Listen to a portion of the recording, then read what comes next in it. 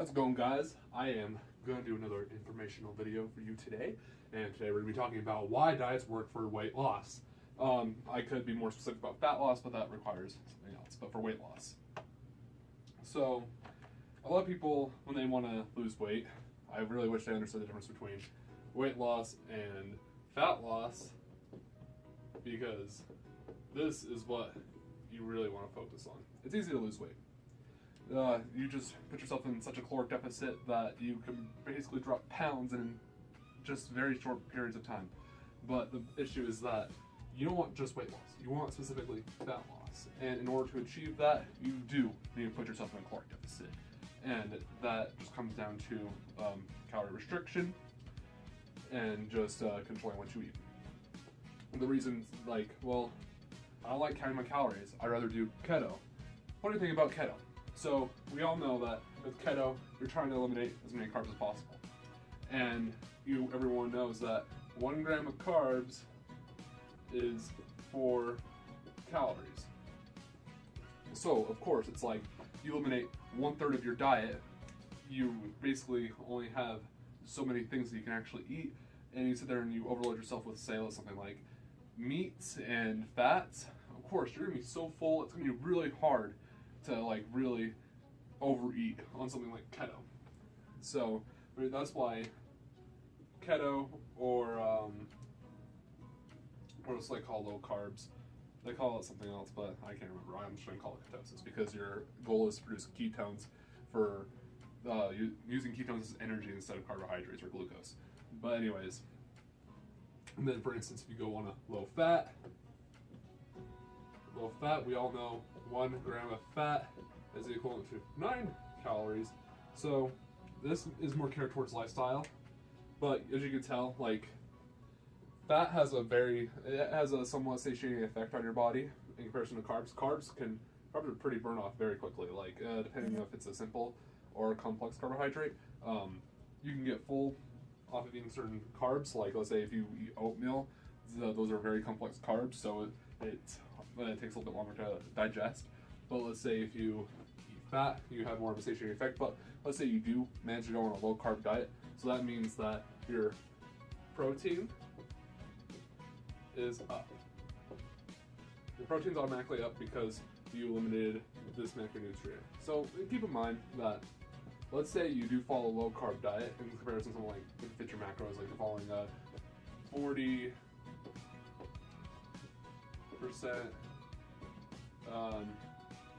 let's say carb, and you're doing 30% protein. Sorry guys, that is a 9. That is not a P. Anyways, 30% protein, and that leaves you off with 30% fat. And this is pretty common. I see a lot of people up protein higher, especially when they're dieting, because little people know out of all the 3 macronutrients, protein is the most satiating, which is why you'll see a lot of people, if you do low fat and you have moderate carbs, your protein's going to be higher because it'll actually negate the fact that you're probably going to be hungry a lot more in comparison when you have no fat in your system. So that is why that's why protein intake is normally higher, especially when you're dieting. You'll see this a lot with bodybuilders.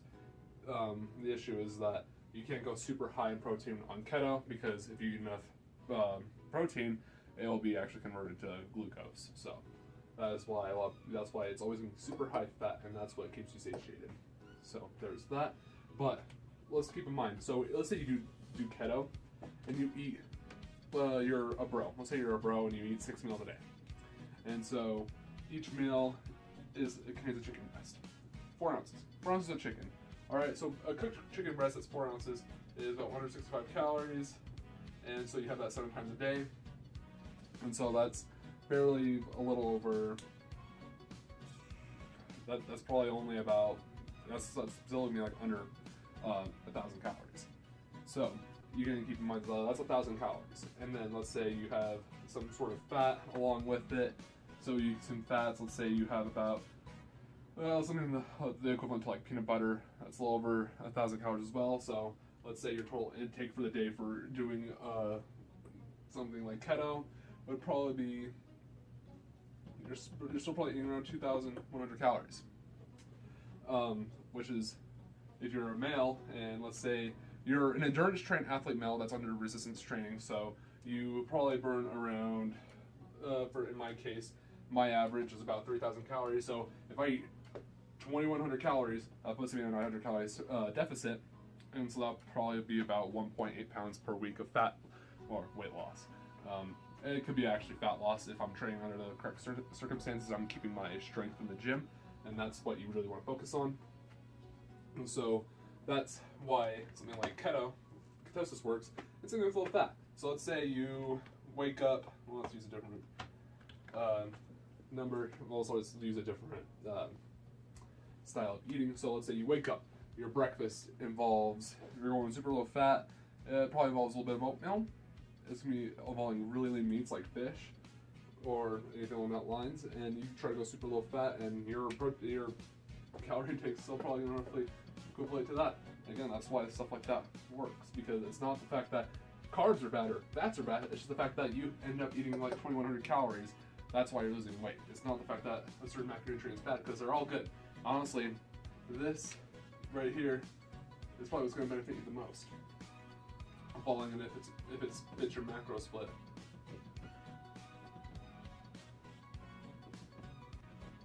That's probably the best lifestyle of eating. Because I say this probably gives the most adherence.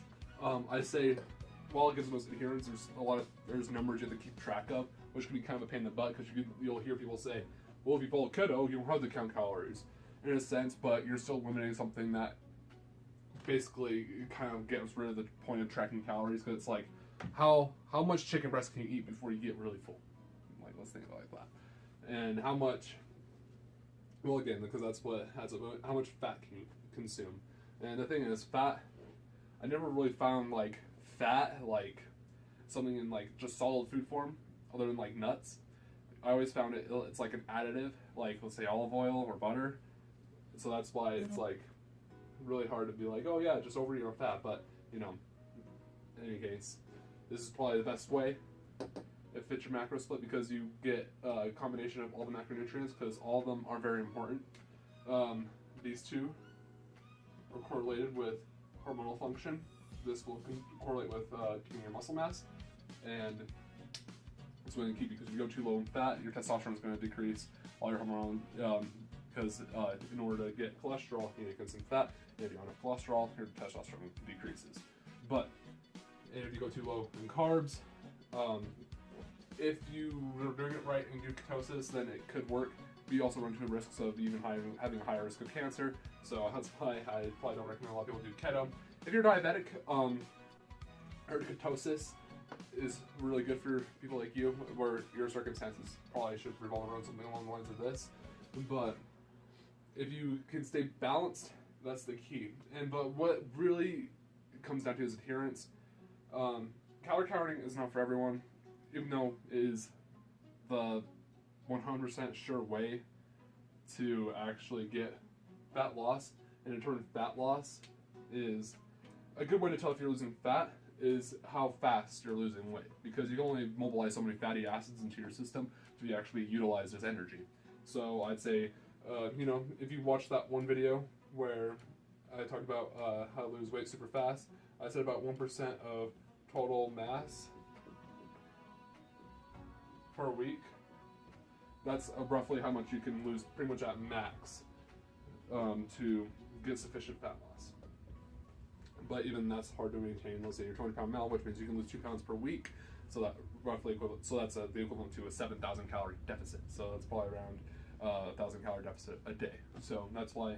But if you're at a total mass of that high, then that's probably why. And it also depends on your body fat percentage, to be completely honest. Because if you're at a lower body fat percentage but a higher weight, that means that you have more muscle mass. So you can be more conservative of how much you're losing per week. But so total 1% of total mass per week doesn't matter. Follow any of it. But